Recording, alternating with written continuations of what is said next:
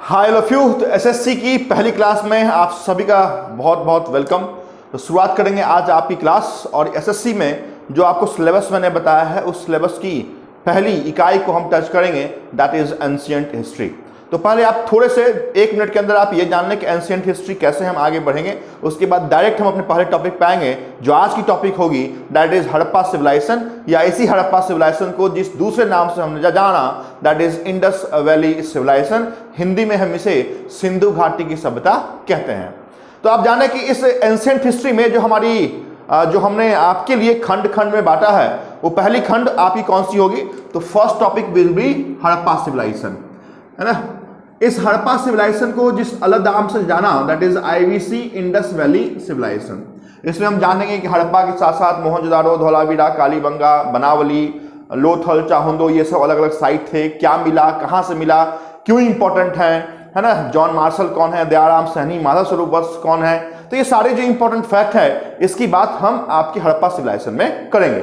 Harappa civilisation को समाप्त करने के बाद जिस दूसरे चैप्टर को हम टच करेंगे दैट इज वैदिक सिविलाइजेशन। तो वैदिक सिविलाइजेशन में बेसिकली हम उन 4 वेदों को जानेंगे जो आपके वैदिक सिविलाइजेशन का बेस है, that is Rigveda, Samaveda, Yajurveda and Atharvaveda. तो न सिर्फ वेद को आपको जानना है, along with Veda you must have to know that is other literary source, चाहे वो पुराण हो, अरण्यक हो, उपनिषद हो, महाभारत हो, रामायण हो, वेदांत हो। तो ये सब these are the literary source of Vedic civilisation. इसके बाद हम आपकी वैदिक सिविलाइजेशन और पोस्ट वैदिक सिविलाइजेशन, मतलब वैदिक सभ्यता और उत्तर वैदिक सभ्यता को 2 अलग अलग पार्ट में बांट के हम पढ़ेंगे कि हमारी जो एज थी 1500 बीसी से लेके 600 बीसी, उसमें हमारी ये वैदिक सिविलाइजेशन का स्ट्रक्चर क्या था। उसके बाद वैदिक सिविलाइजेशन के बाद 2 बड़े धर्मों की हम बात करेंगे। एक तो आपका कौन सा? तो बौद्ध धर्म, बौद्ध रिलीजन, और दूसरा कौन सा? तो जैन रिलीजन। तो बौद्ध रिलीजन में हम महात्मा बुद्ध की बेसिकली बात करेंगे कि महात्मा बुद्ध का जन्म नेपाल के कपिलवस्तु में लुम्बिनी ग्राम में 563 बीसी को हुआ था। किसके वो बेटे थे, उनकी माता का नाम क्या था, महामाया कौन थी, है ना। इसको छोड़ के हम आगे जब बढ़ेंगे तो आपको मालूम चलेगा कि महात्मा बुद्ध ने घर को छोड़ा, महाभी निष्क्रमण हमने बोला। महात्मा बुद्ध को ज्ञान की प्राप्ति हुई, निर्वाण हमने बोला। महात्मा बुद्ध ने पहला उपदेश पाली भाषा में दिया, हमने धम्मचक्र प्रवर्तन उसको बोला। और महात्मा बुद्ध की मृत्यु उत्तर प्रदेश के कुशीनगर में हो गई, जिसको हमने महापरिनिर्वाण बोला। और उसके बाद 4 बौद्ध काउंसिल किए थे। ये चारों बौद्ध काउंसिल आपके एग्जामिनेशन के लिए उतने ही इंपॉर्टेंट है जितनी एंशिएंट हिस्ट्री की पूरी टॉपिक इंपॉर्टेंट है। क्लियर। तो जब बौद्ध रिलीजन को हम खत्म करेंगे तो जैन रिलीजन पे आएंगे, और जैन रिलीजन में उसके फाउंडर महावीर नहीं थे, इसकी हम बात सबसे पहले करेंगे। क्लियर। ऋषभदेव की बात करते हुए हम 24 में तीर्थंकर महावीर तक आएंगे, और बुद्ध से उसकी कंपेयर करेंगे कि जैसे महात्मा बुद्ध ने घर को छोड़ा, वैसे ही महावीर ने भी घर को छोड़ा, है ना। उनकी माता का नाम क्या था? महावीर के मरने के बाद दो जैन काउंसिल हुई थी, 2 जैन संगति हुई थी। कहां पे हुई, क्या इंपॉर्टेंट बातें हैं? थेरवाद या फिर महायान, हीनयान। बौद्ध धर्म से क्या है ना, श्वेतांबर, दिगंबर। जैन धर्म से क्या, ये सारी बात की बात करते हुए हम इससे आगे बढ़ेंगे। तो 5th टॉपिक में हम महाजनपद की बात करेंगे, है ना। महाजनपद कितने थे? तो आप जाने कि देयर वर 16 महाजनपद। जैसे काशी हो गई, जो आज के डेट में बनारस के नाम से, कौशाम्बी है ना, मल्ल गणराज है। तो ये सब जो आप इंद्रप्रस्थ देखते हैं वो भी आपके महाजनपद का पार्ट है। तो 16 महाजनपद, और उस 16 महाजनपद की राजधानियां आपके इंपॉर्टेंट एग्जामिनेशन के इंपॉर्टेंट है। खासकर उसमें से सबसे स्ट्रॉन्गेस्ट महाजनपद दैट इज मगध की बात बहुत इंपॉर्टेंट है। जब इस मगध महाजनपद पे आएंगे तो उसके बाद हम आएंगे pre Maurya dynasty. Pre Maurya dynasty कहने का मतलब कि मौर्य वंश के आने से पहले 3 छोटे छोटे वंश आए थे, चाहे वो हरण्यक वंश हो, चाहे वो नाग वंश हो, चाहे वो नंद वंश हो, है ना। तो बिंबिसार की बात करेंगे, शिशुनाग की बात करेंगे, महापद्नंद, धनानंद जैसे इंपॉर्टेंट व्यक्ति की बात करेंगे, जिसकी मृत्यु आपके किसने किया था? तो आपके मौर्य वंश के संस्थापक चंद्रगुप्त मौर्य ने किया था। और उसके साथ जिस साम्राज्य की स्थापना हमने की, वो साम्राज्य था आपका मौर्य साम्राज्य। पहला वंशानुगत साम्राज्य था मौर्य साम्राज्य। इस मौर्य साम्राज्य में उसके फाउंडर चंद्रगुप्त मौर्य की बात करेंगे, उसके बेटे बिंदुसार की बात करेंगे। अभी थोड़ी देर पहले जो हमने नाम लिया था वो बिंबिसार का था, जो हर्यनक वंश का था। तो इस मौर्य में हम बिंदुसार की बात करेंगे, एंड आफ्टर बिंदुसार हम उसके बेटे सम्राट अशोक और उसके द्वारा लड़ी गई 261 की कलिंग के वॉर की हम बात करेंगे। इस मौर्य डायनेस्टी के बाद है ना क्या हो गया, जैसे प्री मौर्य आया वैसे ही पोस्ट मौर्य भी आया था। मौर्य वंश के जाने के बाद पोस्ट मौर्य डायनेस्टी आई थी, जिसमें आपके शुंग वंश हो, कालाशोक जैसे व्यक्ति हो, या फिर हिंद यूनानी वंश हो, है ना, कुषाण वंश हो, कनिष्क जैसा राजा हो। तो उन सब की बात हम आपके पोस्ट मौर्य डायनेस्टी में करते हुए भारतीय साम्राज्य के आपके स्थापत्य कला का स्वर्ण युग कहा जाने वाला, श्रीगुप्त के द्वारा स्टैब्लिश किया जाने वाला आपके गुप्त वंश की बात हम आपके एंशिएंट हिस्ट्री के आखिरी के दौर में करेंगे। श्रीगुप्त के बाद हम समुद्रगुप्त की बात करेंगे, चंद्रगुप्त द्वितीय, विक्रमादित्य जैसे नवरत्न जैसे रखने वाले बड़े व्यक्ति की बात हम करेंगे। धर्मपाल हो या आपके जो महाकुमार गुप्त हो, जिसने आपके विक्रमशिला विश्वविद्यालय की स्थापना किया था, नालंदा विश्वविद्यालय का स्थापना किया था, तो उसकी बात आपके एंशिएंट हिस्ट्री में हम करेंगे। लेकिन आज हम इससे दूर हटके अपने पहले टॉपिक की बात करेंगे, दैट इज हड़प्पा सिविलाइजेशन। तो चलें शुरुआत करते हैं आपकी हड़प्पा सिविलाइजेशन। इस हड़प्पा सिविलाइजेशन में आपकी जो क्लास होगी वो बेसिकली 4 अलग अलग विंग, 4 अलग अलग डिवीजन में डिवाइड होकर मैं आपको बताऊंगा, सो दैट आपको समझने में, आपको याद करने में और आपके कंसेप्ट के हिसाब से बहुत आसानी होगी। तो हड़प्पा सिविलाइजेशन की शुरुआत हम कर रहे हैं। इस हड़प्पा सिविलाइजेशन में 4 विंग की नाम मैं बता दूं, जिस हिसाब से हम पढ़ेंगे। पहले क्या होगा, तो पहले बेसिक ऑफ हड़प्पा की हम बात करेंगे। सेकेंड फेज में ज्योग्राफिकल स्ट्रक्चर ऑफ हड़प्पा की बात करेंगे, मतलब उसका क्या विस्तार था, है ना, नॉर्थ में कहां तक था, साउथ में कहां, ईस्ट में कहां, वेस्ट में कहां। तो ये जो चारों एक्सपेंशन है इसकी हम बात करेंगे। थर्ड में हम उसके सोसाइटी के स्ट्रक्चर पे आएंगे, चाहे वो आपका ट्रेड लाइफ हो या उसकी सोसाइटी के स्ट्रक्चर हो या रिलीजियस लाइफ हो, या इकोनॉमिकल लाइफ हो। जितने भी हड़प्पा में रहने वाले लोग थे वो धार्मिक हो, राजनीतिक हो, सामाजिक दृष्टिकोण से जो भी इंपॉर्टेंट फैक्ट है इसकी बात करेंगे। और अंत में साइट और उस साइट में जो एविडेंस हमको मिला था उस एविडेंस की बात करेंगे। साइट में बड़े बड़े साइट का नाम मैं आपको बता दूं, हड़प्पा हो, मोहनजोदारो हो, कालीबंगा हो, लोथल हो, बनावली हो, धौलावीरा हो, चाहुंद्र हो, सुक्ता गैंडोर हो, ये सब इंपॉर्टेंट साइट आपकी हड़प्पा से जुड़ी हुई है। चले शुरुआत करते हैं आपकी आज की class, that is Harappa civilisation. और इस हड़प्पा सिविलाइजेशन में wing A, that is basics of Harappa. Clear?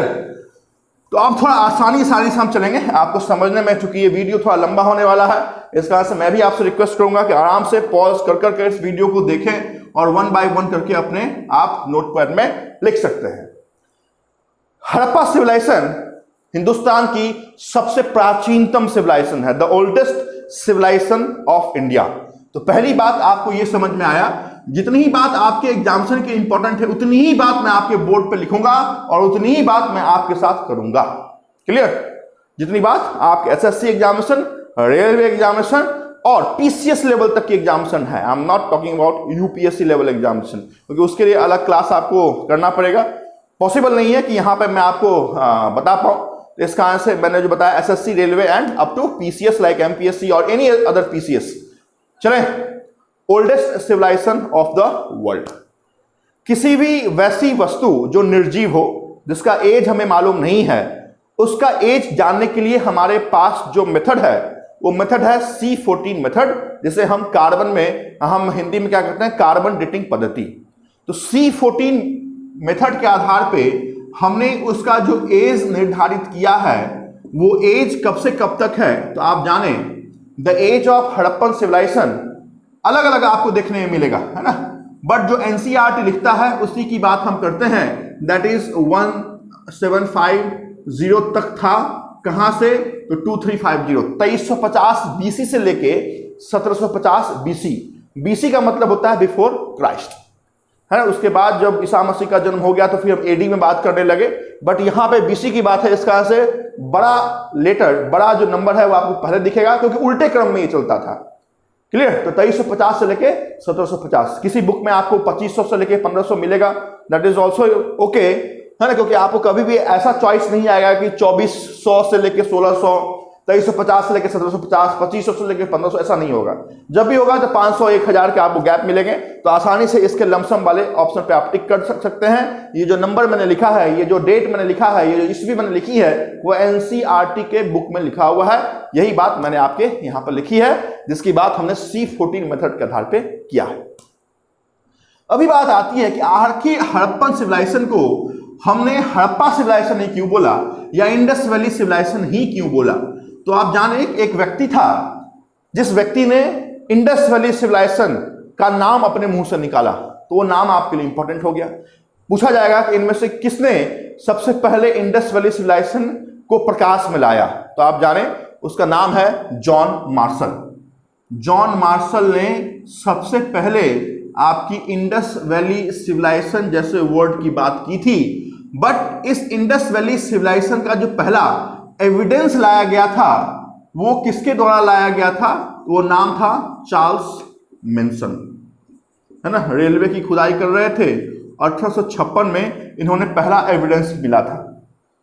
Question जैसा आंसर वैसा, एविडेंस की बात पूछी जाए answer would be Charles mention. First person पूछा जाए answer would be John Marshall. लेकिन पूछा जाए कि हड़प्पा की खोज किसने की, है ना, तो आप उस हड़प्पा या इंडस वैली सिविलाइजेशन की खोज जिस व्यक्ति ने की थी 1921 में किया है, नाम था दयाराम सहनी एंड माधव स्वरूप वत्स। तीन अलग अलग नाम मैंने लिखे हैं। बेसिकली एक दो नाम मैं और बताऊंगा, लेकिन आगे चल के मैं बताऊंगा। मैंने क्या बताया, इन तीनों नाम में अंतर मैं बता देता हूं। दयाराम सहनी एंड माधव स्वरूप वत्स ऑल टुगेदर, है ना, क्या किया, तो उन्होंने 1921 में हड़प्पा की खोज की। हड़प्पा या इंडस वैली सिविलाइजेशन का जो पहला एविडेंस 1856 में जिस व्यक्ति ने लाया, नाम था चार्ल्स मेंसन। और हड़प्पा या इंडस वैली सिविलाइजेशन की का पहला जो नाम लाया गया था, प्रकाश में लाया गया था, वो था John Marshall. Clear? I hope कि बिल्कुल क्लियर आपको हो रहा है अभी तक जितनी बात मैंने की है। देखिए, किसी भी इतिहास को जानने के लिए तीन सोर्स होते हैं, है ना। इतिहास को जानना है 200 साल पहले, 1000 वर्ष पहले क्या हुआ, तो उसके लिए हमारे पास तीन सोर्स होते हैं। एक को हम बोलते हैं आर्कियोलॉजिकल सोर्स, दूसरे को हम बोलते हैं लिटरेरी सोर्स, और तीसरे को हम बोलते हैं फॉरेन विजिटर। आर्कियोलॉजिकल सोर्स में क्या आते हैं, तो आर्कियोलॉजिकल सोर्स में आता है आपका कोई भी जो क्वाइन हो या फिर ब्रिक्स हो, कोई ईंट हो, है ना, या फिर कोई भी इमारत हो, भवन हो, है ना, टचेबल कोई भी थिंग हो। हमने सिक्का बना दिया, हमने स्टैंप बना दिया, हमने कोई मूर्ति बना दी, मेरा कोई सिक्का चल रहा था, तो ये सारे साक्ष्य क्या है, तो आर्कियोलॉजिकल सोर्स का पार्ट है। लिटरेरी सोर्स में क्या होता है, कोई बुक मिल गया, पुरानी कोई भी बुक किसी भाषा में आपको मिल गई, पाली भाषा में आपको मिल गई, आपको किसी और भाषा में मिल गई, तो वो क्या होगा, तो लिटरेरी सोर्स में आ गए। जैसे आपको वेद मिला, अरण्यक मिला, उपनिषद मिला, वेदांग मिला, वेदांत मिला, तो ये सब पुरानी प्राचीनतम बुक्स हैं जिसको हमने लिटरेरी सोर्स बोला। और तीसरा कौन सा, तो कोई बड़े फॉरेन विजिटर्स आपके इंडिया में आए, उन्होंने कोई बड़ी बुक लिख के चली गई। जैसे फाहियान हमारे इंडिया में आए थे, फोको जैसी बड़ी बुक लिखा था, मेगास्थनीज जैसा बड़ा इतिहासकार आपके इंडिया में आया, है ना, और उसने इंडिका जैसी बड़ी बुक लिख दी। तो ये वो साक्ष्य हैं जिस साक्ष्य के आधार पे हम इतिहास का निर्माण करते हैं। वैसे ही इसमें से आखिर ऐसा कौन सा साक्ष्य था जिसके आधार पे हमें हड़प्पा का मालूम चला, तो वो साक्ष्य थी आपकी आर्कियोलॉजिकल। और आर्कियोलॉजिकल में एकमात्र सोर्स, जिस सोर्स के आधार पे हड़प्पा की पूरी कहानी आपके इतिहासकारों द्वारा लिखी गई, वो था आपका स्टैम्प, दैट इज मुहर। क्लियर? अभी तक आपको आई होप कि एवरीथिंग इज क्लियर। इस सोर्स के बाद आप जाने कि इसलिए जो सोर्स मिला, उस सोर्स के आधार पे हमने बोला कि हड़प्पा की जो सभ्यता है, जैसे अभी हम क्या बोलते हैं, अभी हम बोलते हैं ना कि हमारे पास ग्रामीण आबादी है, शहरी आबादी है, बट हड़प्पा की जो आबादी थी, इतिहास के पन्नों में ऐसा लिखा हुआ है कि हड़प्पा के किसी भी साइट से हमें गांव का साक्ष्य नहीं मिलता है। इस कारण से हड़प्पा या Indus valley civilisation was a urban civilisation, वो एक शहरी सभ्यता थी। नेक्स्ट हम आएंगे तो हमें यह भी मालूम चला उनकी खुदाई से या उनके साक्ष्य से कि अभी जैसे आपके समाज हैं उसमें पुरुषों का वर्चस्व है, पुरुष प्रधान समाज है, बट हड़प्पा पुरुष प्रधान समाज नहीं था। Harappa was a female dominated civilisation. Clear? हमारे पास अभी लोहे का साक्ष्य है क्या, तो यस वी हैव लोहा, we have iron, but Harappa iron based civilisation नहीं थी। इस कारण से हमने बोला कि Harappa is a bronze age civilisation. Harappa एक कांस्य युगीन सभ्यता है। आयरन का साक्ष्य हड़प्पा के किसी भी साइट से हमको नहीं मिला था। आज की जो हमारी इकोनॉमी है वो प्राइमरी सेक्टर पे है, जिसके अंदर एग्रीकल्चर आए, फिशरीज आए, कोल आए, माइनिंग आए, एजुकेशन आए, है ना।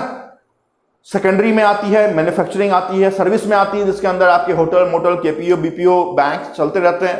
वैसे ही आप जाने कि हड़प्पा का जो इकोनॉमी था, ये इकोनॉमी किस चीज पे चलती थी? तो ये इकोनॉमी सिर्फ और सिर्फ सिंचाई पर चलती थी। And the agriculture was the only base of economy of Harappa. तो अभी तक 10 बातें मैंने आपके बोर्ड पर लिखा है और मैंने आपको ये बताया these are the basics of Harappa, ये आपको जानना ही है। इससे आगे भी कुछ बेसिक बातें हैं आपके हड़प्पा में जो आपको जानना है, वो क्या है तो आप जान लें। जैसे अभी हमारी लिटरेरी है, उसको हम कैसे लिखते हैं? लिटरेचर को जो हम लिखावट लिखते हैं, तो हम एक हमारे पास पेज है तो हम लेफ्ट से राइट की ओर जाते हैं, फिर यहां पे आके हम स्टॉप हो गए तो फिर से लेफ्ट की राइट की ओर जाते हैं। बट वहां की जो लिपि थी वो नॉन रीडेबल थी, मतलब एक ने लिख दिया तो दूसरा पढ़ नहीं सकता है, तो नॉन रीडेबल थी। कैसा लिखा जाता था? तो लेफ्ट टू राइट और राइट टू लेफ्ट की ओर लिखा जाता था, कि हम पहले लेफ्ट टू राइट लिख लिए, फिर यहां पे अगर स्टॉप किए तो नीचे में यहीं से शुरुआत करेंगे और यहां से आगे हम बढ़ेंगे। तो लिटरेचर नॉन रीडेबल थी, लेफ्ट टू राइट और राइट टू लेफ्ट की ओर लिखी जाती थी। यह भी आपको समझ में आ गया। द्रविड़ कल्चर हमने बेसिकली बोला भी कि द्रविडियन लोग रहते हैं, है ना, तो वो तो बात अलग है, उसकी बात हम छोड़ देते हैं। हड़प्पा की जो अलग अलग साइट है, वो साइट का नाम आप जान लें, है ना, कि साइट और साइट में भी आपकी पोर्ट साइट कौन सी है। तो साइट में सबसे पहला जो साइट है वो हड़प्पा ही है ना। हड़प्पा एक सभ्यता है जिसके अंदर अलग अलग साइट है ना।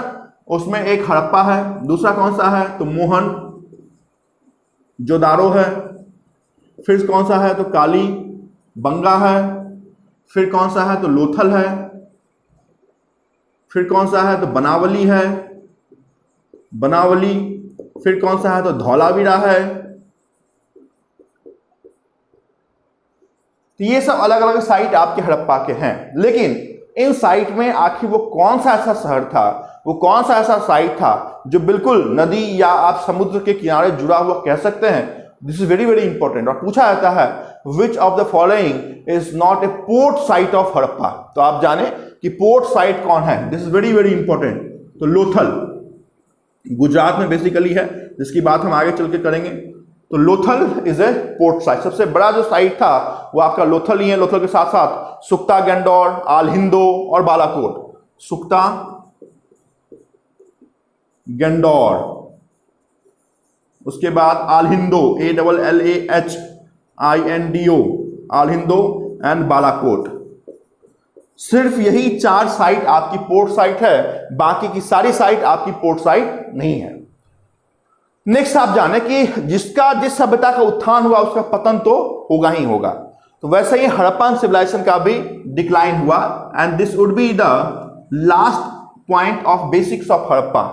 हड़प्पा सभ्यता का भी डिक्लाइन हुआ। हड़प्पा सभ्यता भी अपने पतन के कगार पर पहुंची, बट जो एक्चुअल रीजन था आपके पतन का वो वेरी कर रहा था from one place to other place.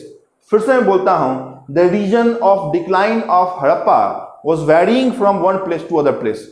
कोई बाढ़ से किसी शहर का विनाश हो गया, कोई शहर आपके आर्यों के अटैक से विनाश हो गया, तो अलग अलग जगहों पे अलग अलग कारण थे अलग अलग शहरों के विनाश के लिए।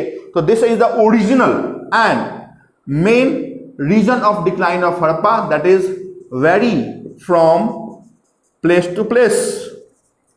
बट यहां पे मैं स्टार मार्क लगाता हूं, आपको यह बताता हूं कि अगर आपको पूछ दिया जाए कि जॉन मार्शल के आधार पे हड़प्पा के डिक्लाइन के क्या कारण थे, या जॉन व्हीलर के आधार पे हड़प्पा के डिक्लाइन के क्या कारण थे, तो उस कंडीशन में 2 इतिहासकार का नाम आपको जानना पड़ेगा।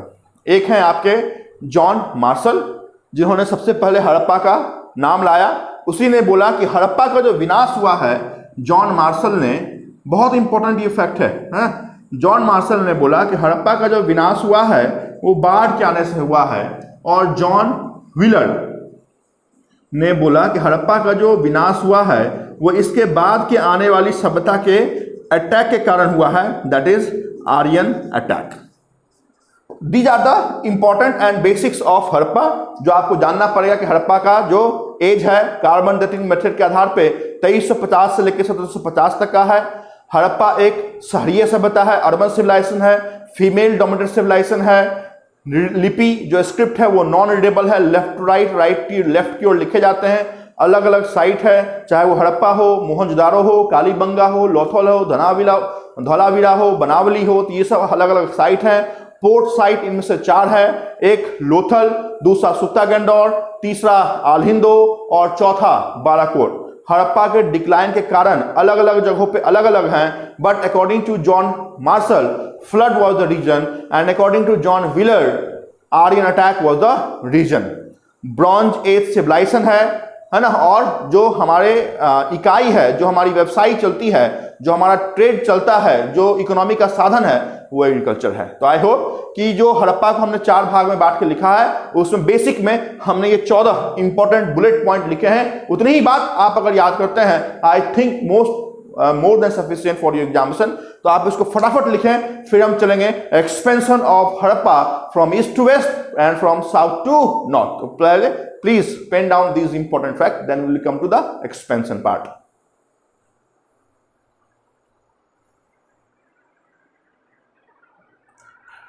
तो हड़प्पा का विस्तार में आप जाने कि जैसे आज हमारा भारत का विस्तार है फ्रॉम जम्मू कश्मीर हिमालय पहाड़ से लेके कन्याकुमारी तक का, है ना, फ्रॉम नॉर्थ टू साउथ, वैसे अरुणाचल प्रदेश से लेके आपकी गुजरात तक का, कच्छ तक का, फ्रॉम ईस्ट टू वेस्ट, वैसे ही हड़प्पा का भी विस्तार आपको जानना पड़ेगा। पूछाएगा which of the following is the northern most site of Harappa, ऐसे ही साउदर्न मोस्ट पूछ सकता है। तो सिर्फ 4 ही बात आप जाने आपकी सेकेंड बेसिक्स ऑफ हड़प्पा में, है ना। बेसिक में ऑलरेडी 14 पार्ट का मैंने डिस्कशन किया है ना। सबसे ऊपर जो है ना कि नॉर्थ है, उसके बाद कौन सा तो साउथ है, फिर कौन सा तो ईस्ट, और आखिरी में कौन सा तो वेस्ट। तो अलग अलग 4 नाम मैं बता रहा हूं जो आपको हमेशा याद करना पड़ेगा कि सबसे नॉर्दर्न पॉइंट ऑफ हड़प्पा कौन सा है। तो नाम था आपका, शुरुआत नॉर्थ से ही करता हूं, तो नाम है रोपर, है ना, रोपर। नॉर्दर्न सबसे स्टेट कौन सा है हमारा, तो आप कहेंगे जम्मू कश्मीर। तो चलिए रोपर को हम जम्मू कश्मीर में डालते हैं, है ना। और नदी आज के दिन में वो चिनाब के नाम से हम जानते हैं, चिनाब रिवर है, क्लियर। लेकिन चिनाब का जो पुराना नाम है, जो इतिहास के पन्नों पर लिखा हुआ है, वो है मांडा। तो आपसे संभवतः आपके चॉइस में मांडा ही रहेगा, बट नया नाम उसका चिनाब है। ये चिनाब जम्मू कश्मीर में है, और वो साइट कौन सा था तो हड़प्पा। हड़प्पा रोपर का जो नॉर्दर्न मोस्ट पॉइंट था।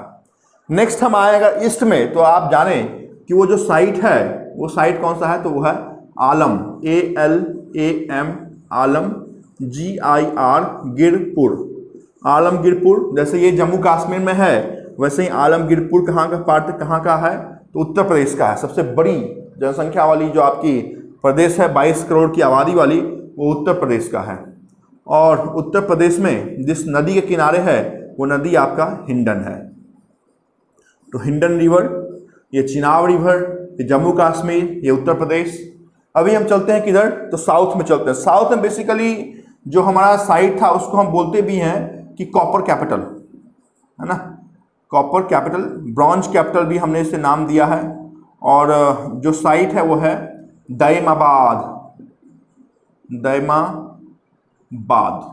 ये कहाँ पे था, तो ये आपके महाराष्ट्र का पार्ट है।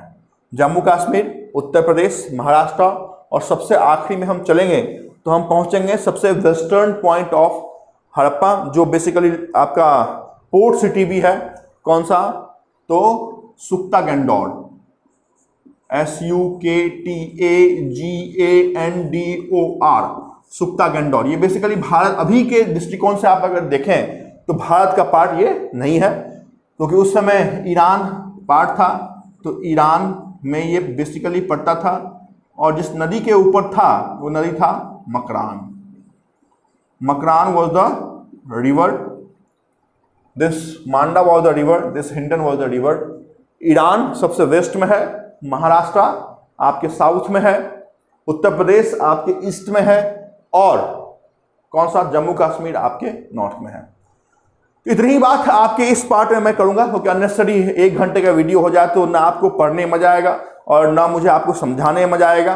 तो हमने जैसा कि बताया कि हड़प्पा को हम बेसिकली 4 पार्ट में तोड़ के देखेंगे। उस 4 पार्ट में 2 पार्ट की बात मैंने ऑलरेडी आपके स्टार्ट कर दी। One is basics of Harappa and second is expansion of Harappa. Third part में हम आपकी सोसाइटी के स्ट्रक्चर की बात करेंगे and at last we will discuss about the important site and evidence of Harappan civilisation either from Harappa, Mohenjodaro, Kalibanga, Lothal और Banawali. But one thing is very important, your comment. And before comment, you have to subscribe this channel for getting the live update of any video. Thank you so much for watching this video. And please stay connected for the second part of Harappa civilization. Thank you so much.